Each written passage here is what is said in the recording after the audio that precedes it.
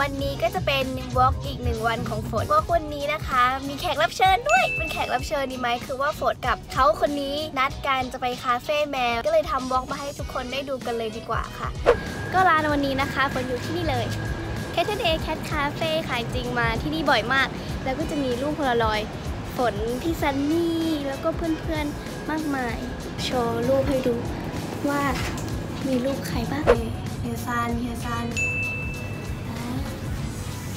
เมฆพี่สุขวัญพี่เต๋อพี่ซันอีกแล้วนะคะพี่โจพี่อันพี่แตงโมเยอะแยะมากมายนะคะอุ๊ยพี่แก้มบุ๋มคุณหมอเจี๊ยบและอื่นๆอีกมากมายอันนี้เปิดมาตอนเที่ยงนะคะร้านเพิ่งเปิดผมก็จะได้เป็นเจ้าหญิงในอาณาจักรแมว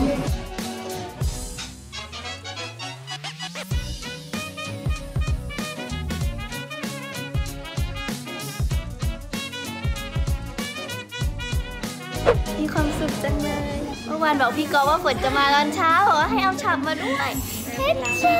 บอ้วนขึ้นวะคะเนี่ยทำไมอ้วนขึ้นน่ะชื่อนานะนะทำไมนาน่ารักจังใช่นาน่ารักนานะนี่ซอนไงสวัสดีค่ะ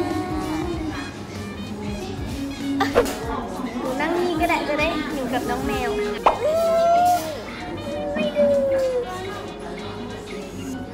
แป๊บเดียวนะคะคนเต็มร้านแล้วส่วนคนนั้นเป็นตากล้องถ่ายแมวหาประสบการณ์ของการเคยมาคาเฟ่แมวแบบไม่เคยครับนี่คือครั้งแรกของการมาคาเฟ่แมวจริงครั้งแรกแล้วก็เป็นครั้งแรกในการทำอะไรเป็นทาสแมวขนาดนี้ธรรมดาคือแบบว่า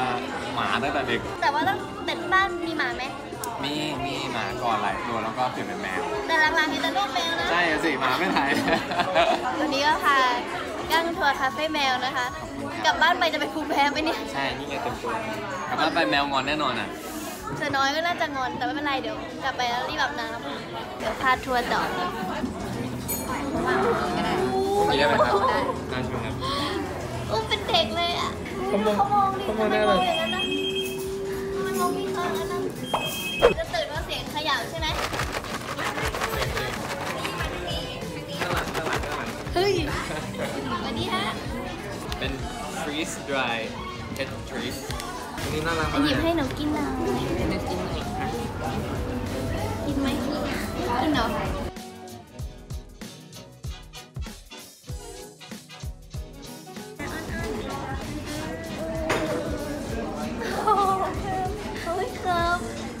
เจ้าของที่เดินไปเข้าห้องน้ำนะคะโดนแมวยึดทาดา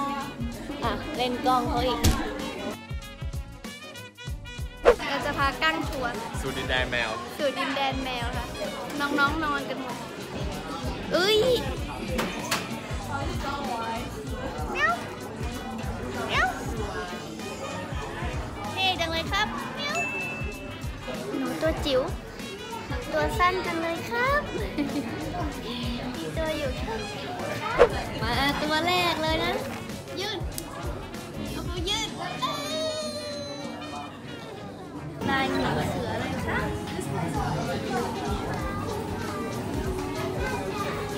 ขออุ้มหน่อย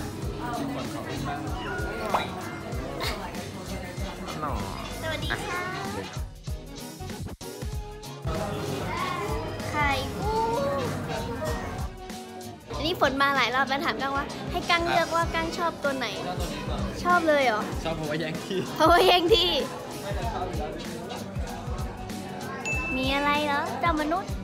เราก็ได้อาหารแมวมาคือแมวจะได้รักจะได้หลงได้แมวนะจะไปเชียงว้ายช่วยด้วยเดี๋ยวก่อนคุณโซรอคอยไม่คอยต้องไปหน้าร้านไหมกินไหมถ้าไม่มาเราก็ป้อนเองถ้าไม่ไปเราก็ต้องมาหาเขานั่นไงไม่ได้กินนะหมดแล้วยังหนูไม่แชร์เลยเพื่อนไม่รักเปิดผู้ชับก็ยังนอนอยู่ ฮ้ยตัวนั้นนอนตลกอะเซ็กซี่จัง ชื่อผู้ชาย แจ๊บบ้าผู้ชายแต่ผูกโบสีชมพูนะ ผู้ชายใส่แล้ว ให้พี่ก้าวอุ้มหน่อยครับ การชอบอุ้มเป็นเบบีอะ กองเขากล้องหน่อยปูครับมาหาปูฉับเลยนะโอเคค่ะกล้องเลยค่ะ ใหญ่มาก ตอนนี้ฝนกำลังกลับบ้านแล้วนะคะ เมื่อกี้ก็เล่นแมวกันอยู่นานมาก ตอนนี้ก็ถึงเวลาแยกย้ายแล้วค่ะ เพราะว่าอยู่กันนานๆนี่เริ่มจะคันจมูก จริงๆฝนก็ไม่ได้เป็นคนแพ้ขนแมวนะคะ แต่ว่าพอแบบเล่นน้องแมวหลายๆตัวอะไรเงี้ย แล้วน้องเขาขนร่วงเยอะๆ ก็เริ่มจะคันจมูกฟิตๆแล้วค่ะ เดี๋ยวต้องรีบกลับบ้านก่อน วันนี้ออกจากบ้านมาเล่นแมวแล้วก็กลับบ้านค่ะ เป็นอีกหนึ่งวันที่มีความสุขมากๆค่ะทาสแมวก็คือฟินไปเลย เดี๋ยวขอกลับบ้านก่อนนะคะ พรุ่งนี้ก็ต้องออกไปทำงานต่อ บ๊ายบาย